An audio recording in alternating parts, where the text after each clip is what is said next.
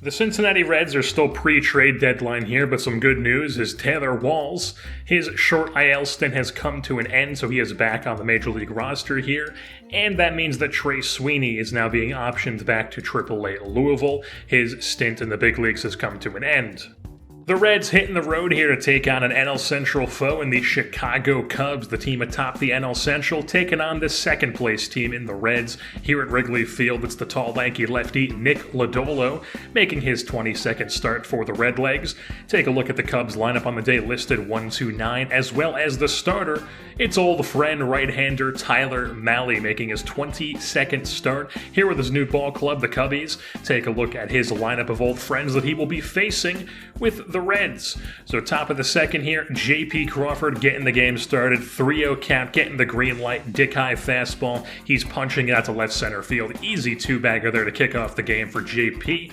And then it brings up De La Cruz, who gets plunked on the shoulder. So first and second here, nobody out still in the inning. Brings up Johnny Fagan as he would proceed to pop a fastball top of the zone. Infield fly is called for the first out of the inning.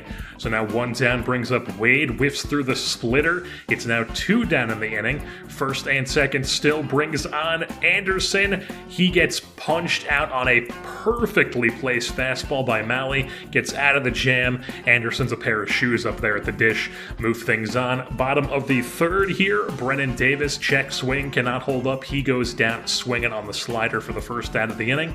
Then it brings up David Dahl, and he goes and chases a slider as well. So 2 Ks in the inning for Lodolo.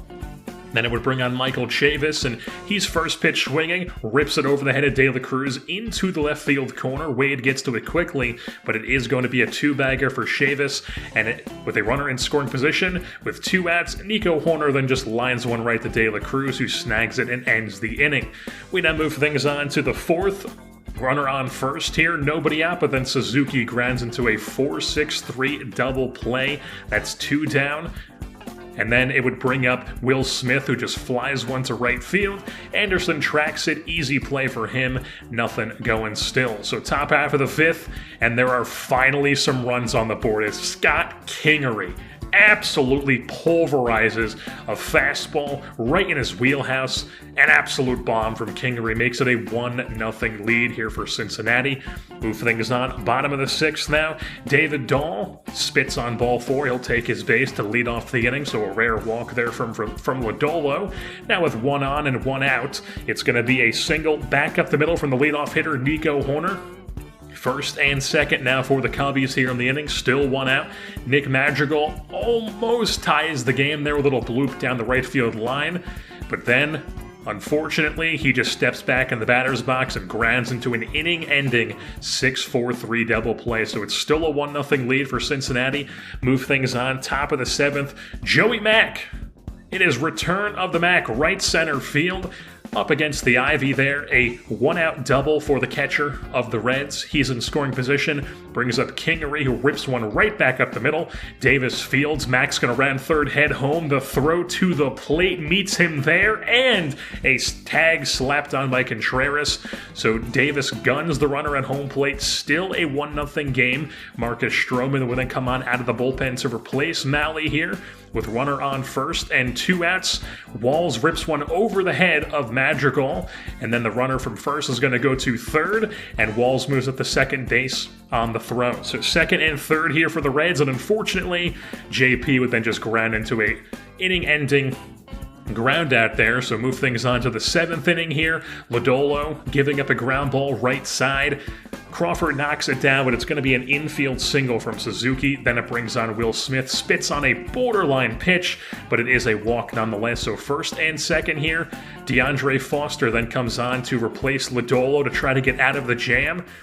2 on, nobody out, and the pitch to Contreras gets away from Mack and allows both base runners to get into scoring position here. So still nobody out, obviously, but then Contreras whiffs through the 100-mile-an-hour fastball up and in. So 1 down the inning. Then the Reds decide to intentionally walk Patrick Wisdom to set up the force at any bag possibility here. And then trying to work the ground ball. Actually gets a strikeout here on the down and in splitter, does Foster. Strikes at Davis, so 2 down. almost out of it, and then former top prospect of the Rockies, David Dahl, comes up and delivers. He's the hero here in the 7th inning, scores 2 runs with a single up the middle, and the Cubs take their first lead of the game on their first runs. It's a 2-1 ball game. Chavis would then go down swinging on a sweeping curve as Foster does get out of it, but he allows 2 runs as the Cubs take the lead. So Rowan Wick on here for the Cubs in the top of the 8th for the 23rd time this season, and Lamont Wade works the count full there with 2 outs, spits on ball 4, he takes his base. Brings up Brian Anderson, and he continues to be clutch for this team. Left center field, over the ivy, into the bleachers. They're throwing that one back. It is a go-ahead home run for Brian Anderson, and just like that, the Reds are up 3-2 in this ball game. They'll take that lead into the 9th inning where Liam Hendricks, the Aussie, comes on looking for the save, and the first batter up, Will Smith, grounds one through the shift, so a leadoff single for Smith. Then it would bring up Contreras. 1-1 count, gets popped up into foul territory. De La Cruz, can of corn for him. That's 1 down. Then it brings up Patrick Wisdom. He whips through the slider. So 2 down the inning. Runner on first base brings up Brennan Davis as he's going to single up the middle. And suddenly it's 2 runners on here, 2 outs. And the Cubs look like they have something going here. David Dahl, the hero earlier in the game, unfortunately for the Cubs, just grounds out to Crawford, and that would be the end of the ball game. The Reds do hang on here as they win this one 3-2 over the Chicago Cubs here at Wrigley Field. Liam Hendricks gets player of the game honors for his 9th inning save, and then just a really crazy game, honestly. Some really playoff vibes going on. Possible preview of October between the Reds and the Cubs. Scott Kingery had his home run in the 5th inning to break the tie at 0. David Dahl had the 2-run single in the 7th. Anderson had the 2-run go-ahead home run in the 8th, and then Hendricks shuts the door in the 9th. And now it's time for what everyone has been waiting for. It is trade deadline time. Time to acquire some pieces here to help the Reds with their playoff push here in the 2026 campaign. So the first one that we did was Miguel Sano from the Atlanta Braves is going to be coming to the Cincinnati Reds here in return for Logan Allen and Triana, the first baseman / third baseman. So Atlanta does have Miguel Sano currently on the trade block. They do still have a chance in their division. They're one of these teams that isn't that good overall, but their division's kind of weak, so they're like 4.5 games out of their division. But they are, not the best team to be in the spot, and they just don't have a chance in the wild card whatsoever. They're a bubble team. They have Sano on the trade block, so they almost certainly were going to trade him, even if I didn't make the move for him. So I figured, hey, we need a big bopping bat. Might as well go out and get Sano since he's on the trade block. And obviously, Sano, incredible the past 2 years in this series. We've seen him all throughout the home run leaderboards. He hits bombs. Adds an absolute ton of pop to our lineup. He's got 99 power versus right-handed pitching and 94 power versus left-handed pitching. He had 45 dingers last season, and he's got 35 already so far this season with 2 months to go. He is a rental bat, though. He's an expiring contract. We will only have him for the rest of this year unless we decide to bring him back. We can make the decision on that when we get to the offseason, but as of right now, it's probably just going to be a rental bat. Logan Allen helps them with their rotation. Long term, he's team controllable. He gets another arm in their rotation, and then Triana just gives them a decent team-controlled corner infield bat. Then moving on to the second trade we made, Jarren Duran going to the Cincinnati Reds in return for Hubert Hammond and Adrian Merced going to the Boston Red Sox. Boston is in a similar situation to the Braves. They're a bubble team. And if we take a look at Duran here, he solidifies our outfield spot, our center field spot specifically. In real life, Jarren Duran, absolutely zero dog in him. In this universe, he's at least 50% pit bull, 50% hungry like the wolf. And with Duran, he currently has the rest of this season, obviously, and then 1 more year of team control through arbitration left in his team service. So as a solid center fielder, he is a guy who's going to command a decent amount of money if the Red Sox were going to sign him or if we re-sign him.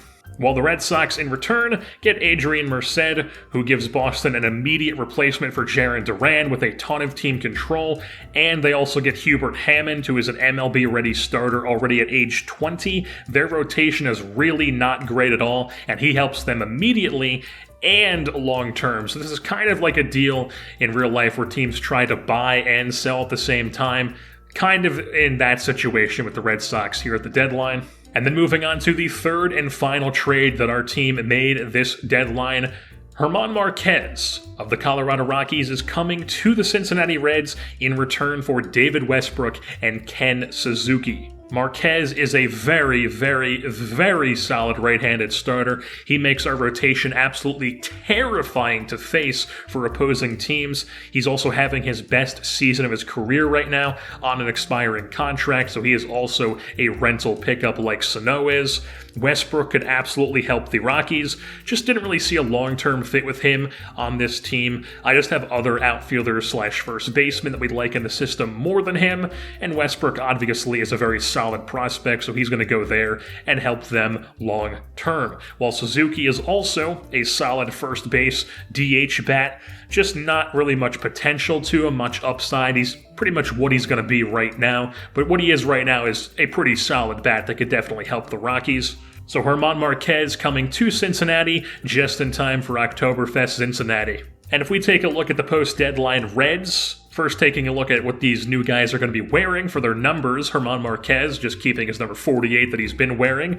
Miguel Sano also wearing number 22 like he always has. And then Jarren Duran is actually going to be wearing number 4 because number 40 is taken. That's Nick Lodolo's number. And number 4 is actually what Jarren Duran wore when he was at Long Beach State University playing for the Dirtbags. So if we take a look at our rotation 1 to 5, this is just what it is right now where Marquez slots into where the spot is open. But once we get to the playoffs, it'll look a little bit different. But Green, Lodolo, Gonsolin, Bradshaw, and Marquez is an absolutely terrifying rotation to face for opposing teams. And then Freddie Jones is sticking around in the big leagues here. He is just moving to the bullpen for the rest of this season. Well, the lineup against right-handed pitching, it's going to be Crawford at second, Duran in center, Wade in left, Sano at first, Fagan DHing, Anderson in right, De La Cruz at third, Stevenson catching, and then Walls rounding things out at shortstop. While against lefties, it's Walls, De La Cruz, Fagan, Sano, Anderson, Crawford, Stevenson, Duran, and Rosario in left field. Wade is not hitting anymore against lefties. He's on the bench against lefties because he has not been good against left-handed pitching this season. And then the same deal with J.P. Crawford, except he still has the defense, obviously, and we don't really have another option there at second base that I would want to start over him. Plus, I would, rather just have him play both sides, where Wade was signed specifically to be a platoon guy. So Crawford is just going to move down in the lineup a little bit against lefties. And then we also called up Spencer Brickhouse back to the major leagues here. I felt like we were lacking like a big bopper lefty bat that we could have coming off the bench as a pinch hitter, possible sort of guy, and Brickhouse is absolutely that. So he's back here in Cincinnati, while Lewis Kearns, Robert Passan, and Dylan Coleman were all the odd men out, and they were all optioned back to AAA Louisville. So the Reds are now here into August in the campaign. Sano had an absolutely huge game to end July with us. In a 19-2 shellacking of the New York Mets, he had 5 hits and 7 runs driven in. There was also German Marquez's first start in a Reds uniform. He went 7 innings and struck out 12 Metropolitan batters. And then in his second start for us against the Braves, went 7 1/3, struck out 6 batters, and gave up no earned runs against the Braves. If we take a look at how our bats have been doing, basically, the whole team's on fire. Miguel Sano, J.P. Crawford, Brian Anderson, Lamont Wade, Taylor Walls, all of them currently on hot streaks. Sano's second in the National League in home runs behind Fernando Tatis Jr., and then Lamont Wade is currently 6th in OPS in the National League, while on the flip side, Hunter Green, Nick Lodolo, and Stuart Bradshaw are all cold at the moment, so going through a little bit of a rough patch, but not really too much to worry about. And then the big move that we made, Jarren Duran is actually going to be extended here for us. We're giving him an extension through 2023, or 2030 rather, 4 years, $42 million. So Jarren Duran is now going to be our long-term center fielder. He could possibly move to a corner outfield spot because he does have a bit more pop, and I tend to prefer the guys with more pop in the corners, and we have some center fielders who we could still come up and play center field for us. So maybe he moves to like right field at some point, but as of right now and for the foreseeable future, he is our center fielder. And our budget is still looking absolutely fine. Nothing to worry about there. Still plenty of maneuvering to do, plenty of room to do whatever we want. the Cincinnati Reds are sitting pretty even as a very solid playoff-bound team as of right now. So the Reds hitting the road once again here, taking on the Atlanta Braves at a ballpark not located in Atlanta, while the man on the hill for the Reds on the day is the right-hander German Marquez, making his 25th total start this season. Take a look at the opposing starter. It's old friend Logan Allen, making his first start here at the Atlanta Braves. Take a look at the Redlegs lineup he'll be facing on the day 1-9 as well. So we'll start things off, top half of the first inning. Taylor Walls leading things off, 1-2 count. Hit a little bloop shot at the center field. Is going to land in front of Waters for a leadoff single. So he's on first base with his fleet feet and proceeds to go and swipe second base. Gets himself into scoring position. De La Cruz would do nothing in his AB. And then Fagan comes up.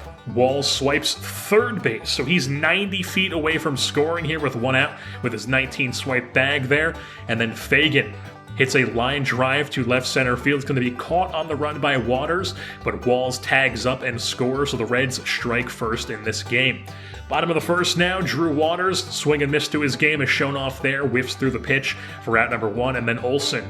Chopper over to first base. Sano shows off the strong arm as he starts the 3-6-1 double play to end the inning. Move things on, bottom of the second now. Marquez hangs a slider up in the zone to Ronald Acuna Jr., and you cannot do that. Makes a mistake, and Acuna makes him pay. It's now a tie ball game. Here as the Braves make it a 1-1 game. So move things on in later in the inning. Michael Harris with 2 outs pops one up behind the catcher, and Stevenson makes a leaping catch to end the inning. So now into the fourth inning.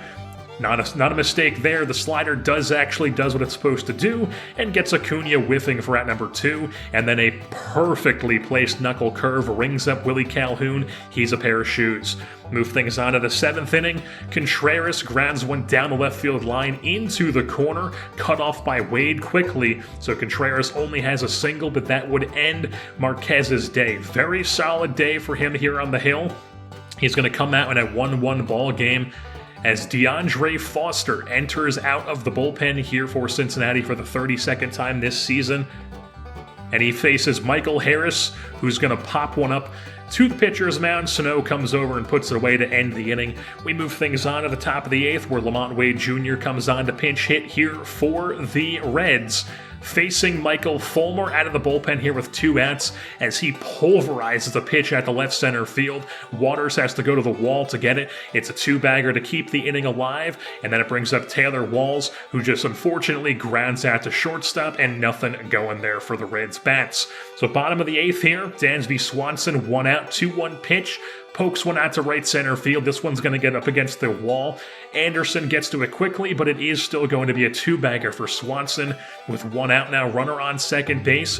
Edmundo Sosa chops one over to second. Runner moves up to third, 90 feet away from scoring.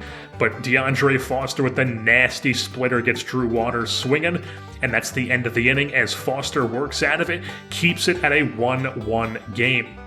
We move things on to the top of the 9th, where the left-hander Tyler Matzik comes on here for the Braves, looking to send it to the bottom of the 9th and give his offense a chance.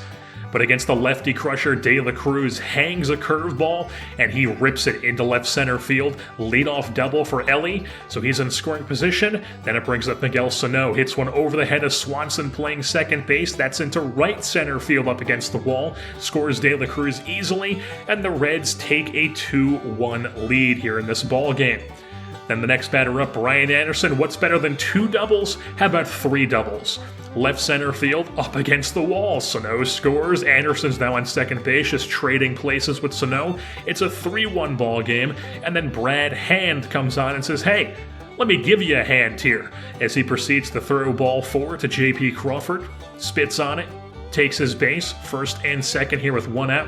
And then he's not done giving us a hand as Tyler Stevenson gets a hanging slider and rips it into the Braves bullpen there, or somebody's bullpen, as it's now a 6-1 lead here for Cincinnati. Brad Hand really letting it go here as the Reds have busted this one open in the 9th inning, and they weren't done there. 2 outs in the inning now, runner on second base. Taylor Walls even hitting a ball deep over the glove of Waters, and Walls with a RBI triple makes it a 7-1 ball game, and that would be your final score as the Cincinnati Reds win this one here on the road over the Braves 7-1.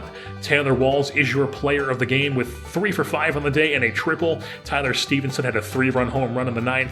Lamont Wade pinch hit on the day and still got 2 hits. Atlanta's only run in the game was Acuna's home run in the 2nd inning.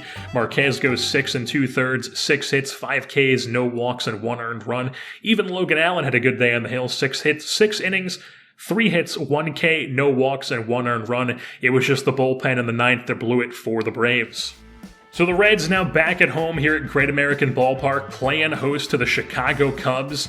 You can see 5.5 games behind the Cubs still have a shot at the NL Central crown, while on the hill for the Cubs on the day is the left-hander Jordan Montgomery, making his 24th start of the season.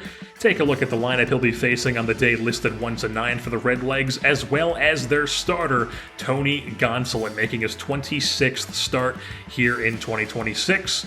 Take a look at the Cubs lineup, 1-9 as well. We'll start things off, top half of the 2nd inning. 2 on, nobody out, but Gonsolin works the ground ball to Sano, works the 3-6-3 double play. Runner on third now, 2 outs, and Gonsolin with the beautiful 12-6 curve. He has that thing working. Gets Chavis to go down swinging, and Gonsolin is hyped that he works the scoreless frame to get out of the jam.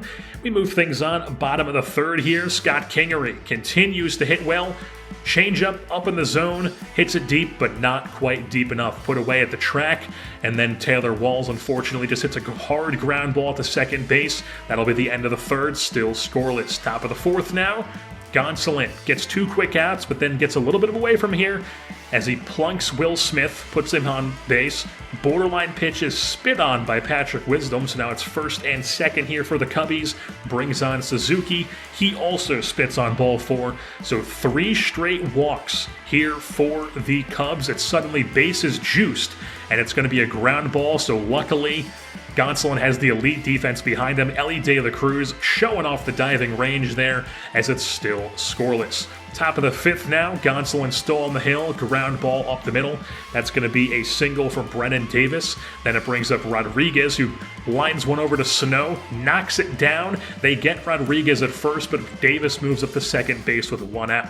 Gonsolin would then come out of the game. Didn't have his best stuff, worked a lot of pitches very early on, so Jarrett Ross out of the bullpen here for the 24th time this season for Cincinnati, facing Nick Madrigal, and he actually gets the ball in the air here into the left field corner. That's going to score Davis, and the Cubbies strike first in this one, 1-0.